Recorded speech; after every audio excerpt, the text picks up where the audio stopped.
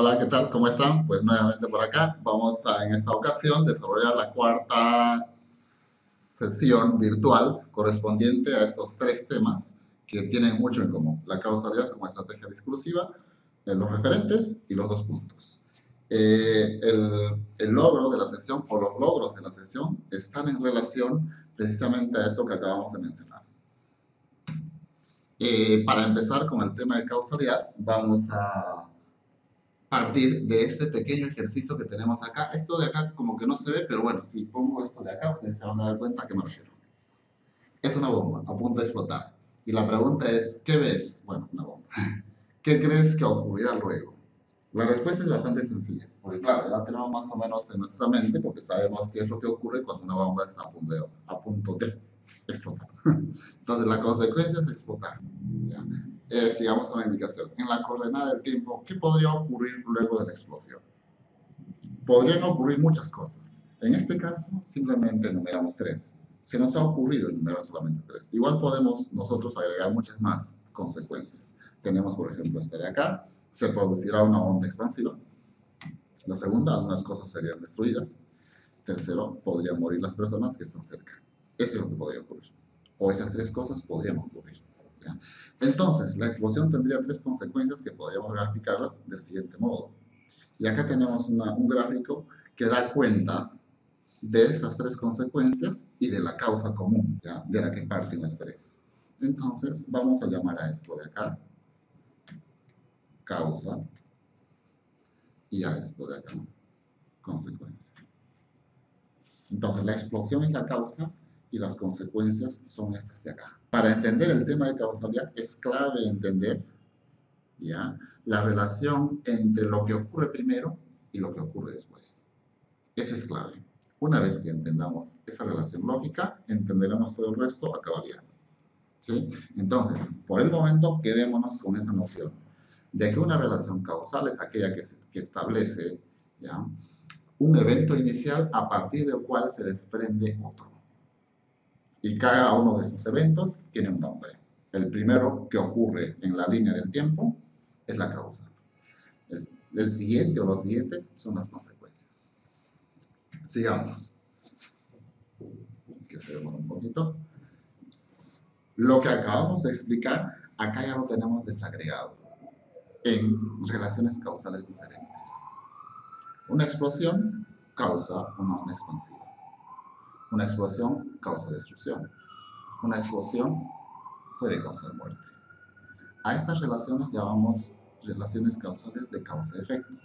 Pero en el mundo de la redacción, estas partes tienen sus nombres. ¿Ya? Son A lo vamos a llamar causa y a esto consecuencia. Y la manera de graficarlo es esta de acá, con la flechita hasta abajo. Eso indica, la flecha indica que A ocurre primero para que luego ocurra B. También se puede graficar de manera horizontal y podemos decir A, B.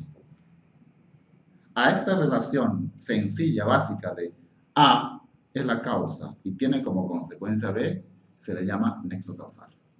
Si quieren, nexo causal simple. Y eso es lo que tenemos acá. Hasta ahí bien. Hay otra manera de relacionar las causas y efectos de determinados eventos. Miremos para acá. Tenemos la explosión inicial. ¿Ya? La explosión inicial puede traer como consecuencia una onda expansiva. La onda expansiva, a su vez, puede causar lesiones en aquellas personas que están cerca. Las lesiones pueden producir sordera permanente en las personas. Y finalmente, la sordera permanente puede influir o puede traer como consecuencia problemas de comunicación en las personas. Claro, como no se escuchan, no pueden comunicarse eficazmente. Esa es la idea. Entonces, lo que vemos acá es todo un encadenamiento, ¿ya?, donde hay causas y efectos, ¿ya?, que se van encadenando unos con otros. Y eso se puede graficar de esta manera. A, B, C, D, E. ¿No? Ahora, lo que podemos sacar en limpio también es lo siguiente, de esta cadena. Podemos decir que A tiene como consecuencia E. Eso es posible, Pero para poder explicar esta relación causal hay que pasar por varios nexos. Eso te permite el encadenamiento causal.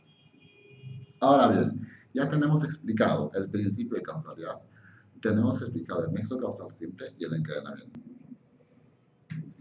Muy bien, de nada nos serviría ya determinar, aprender a establecer un nexo causal simple y un encadenamiento si es que no nos va a servir para la redacción.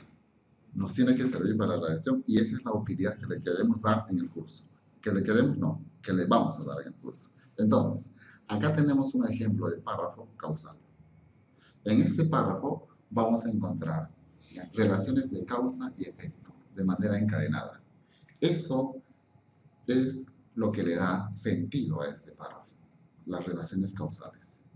Entonces, para establecer relaciones causales, nosotros antes o previamente establecemos un encadenamiento causal y en función de ese encadenamiento desarrollamos el texto.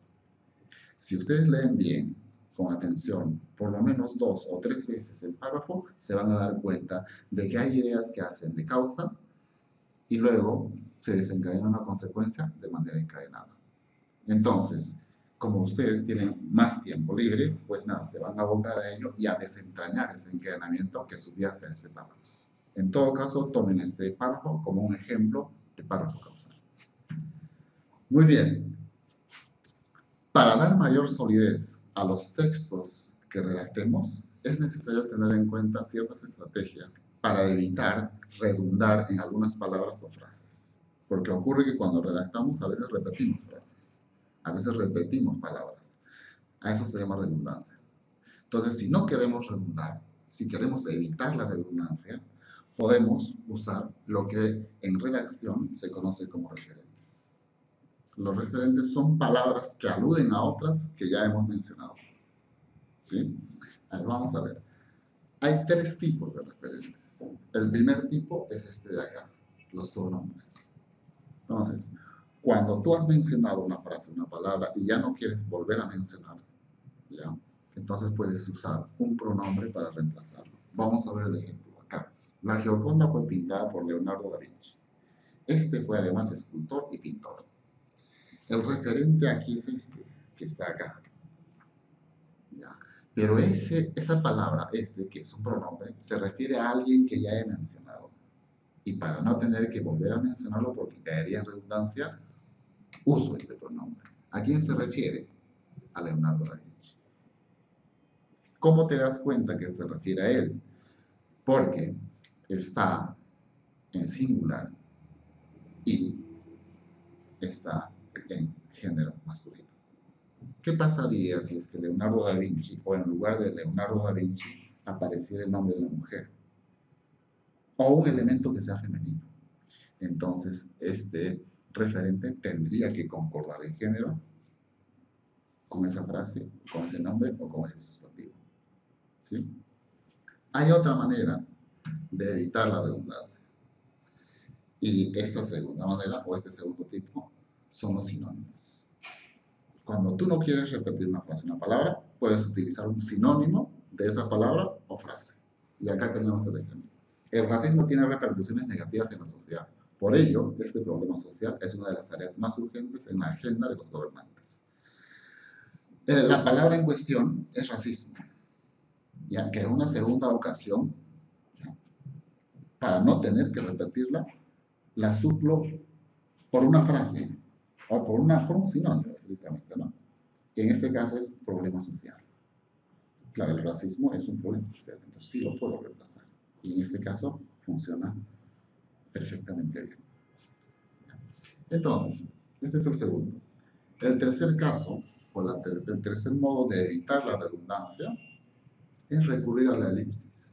¿Qué cosa es elipsis en pocas palabras? Es quitar, suprimir, sacar de medio algo. En este caso, la palabra que se repite. Vamos a ver. El ejemplo nos dice lo siguiente. Mario Vargas Llosa, en una entrevista para un medio uruguayo, sostuvo que los libros en formato tradicional no desaparecerán. Por otro lado, acotó que actualmente existen más editoriales que hace una década. La pregunta sería, este es el verbo. ¿Y quién es el sujeto? ¿Quién acotó? Bueno, la respuesta es Mario Vargas Llosa, pero ya lo he mencionado acá.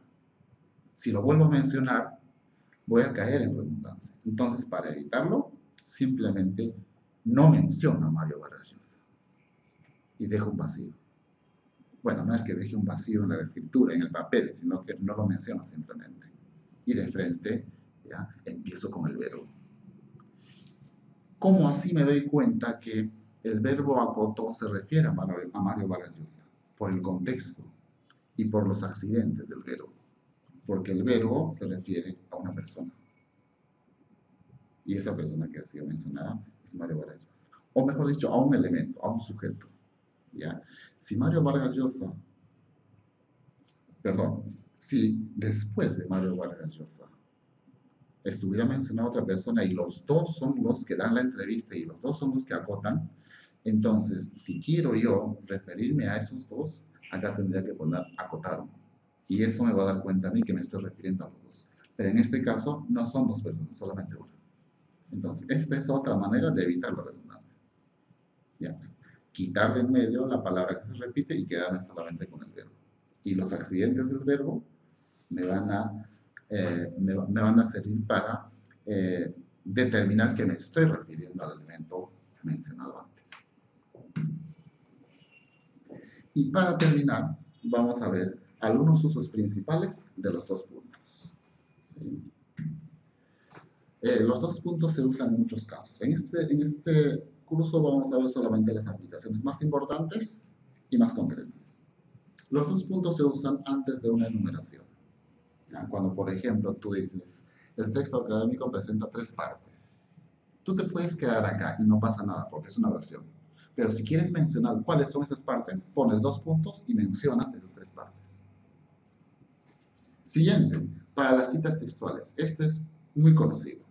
¿Ya? Cuando tú quieres citar a algún autor, pones 2 puntos y luego, entre comillas, lo que dice ese autor. Siguiente, después del vocativo, en cartas, discursos, instancias. Esto es mucho más fácil que todo lo anterior. La aplicación me refiero, ¿no? Querida hermana, 2 puntos, y aparte ibas siguiendo. Sigues con la escritura. Estimada amiga, damas y caballeros. Esa es otra aplicación de los 2 puntos. También se utiliza en documentos formales oficiales cuando forman parte del formato, ¿no? Como en este caso, por ejemplo, certifica 2 puntos y abajo sigue la redacción. Se resuelve 2 puntos y abajo. Esto corresponde a documentos de corte formal, sobre todo empresariales, donde hay un formato establecido que hay que cumplir. Tenemos algunos usos más. Los 2 puntos se pueden utilizar para establecer causa y efecto. Por ejemplo, es colaborador. ¿Ya? 2 puntos. Sus vecinos lo aprecian mucho. ¿Qué significa en este caso los 2 puntos? Significa que los 2 puntos están estableciendo la idea de que lo que viene a continuación es el efecto de lo que has dicho inmediatamente antes.